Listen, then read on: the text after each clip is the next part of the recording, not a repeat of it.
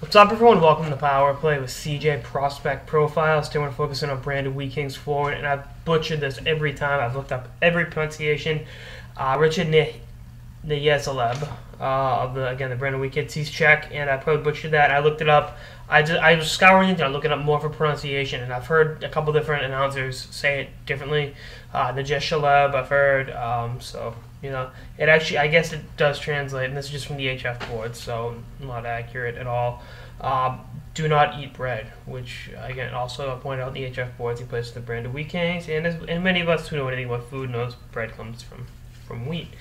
He's been passed over in 2 drafts, 2012 and 2013. And then the first time I actually heard him when I was reading about the Pittsburgh Penguins prospect camp over the summer, Matt Lane from Boston University was there and just kind of reading up on him. And he was undrafted invitee to the camp. And he only played 35 games last season for Brandon after coming over from HC Slavia Praha in the Czech League. Was a first-round pick in the CHL import draft back in 2012.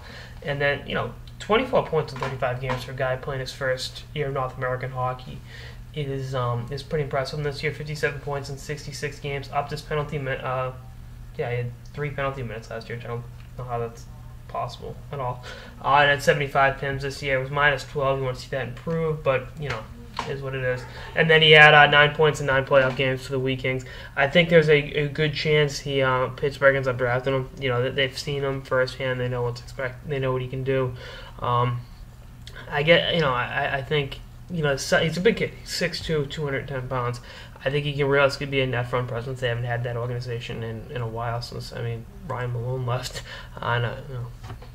Pray for Bugsy right now, but I think given the size, given the learning curve there, I think he'd be an effective player down the line. I like the way he crashes the crease. I like the way he uses his size. There's plenty of things to be ironed out in his game, but I think he does have top 6 upside, to be honest with you.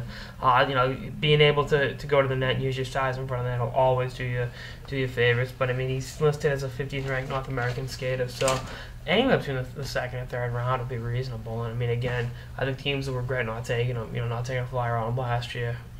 Taking a 6th or 7th round pick on him one of the last 2 drafts. But again, I like his game, and I think he's worth the investment. Mid second to the 3rd round is definitely. And again, I wouldn't let the fact that he's been passed over twice mar what he is as a prospect. And you can report to the AHL right away, so he'll get professional season next year. And he needs AHL season. He's not exactly, he's still a raw prospect, but he's still 20 years old. He'll be 20 May 2nd, so he's not exactly, the oldest kid. But he has been passed over twice. So, and again, that's not a cause for concern for me at all. But we'll see. We'll see what happens. Anyway, that's all this episode of the Power Play with CJ Prospect Profiles and Richard Nejezchleb. Stay tuned for more episodes throughout the playoffs and beyond. Later, guys.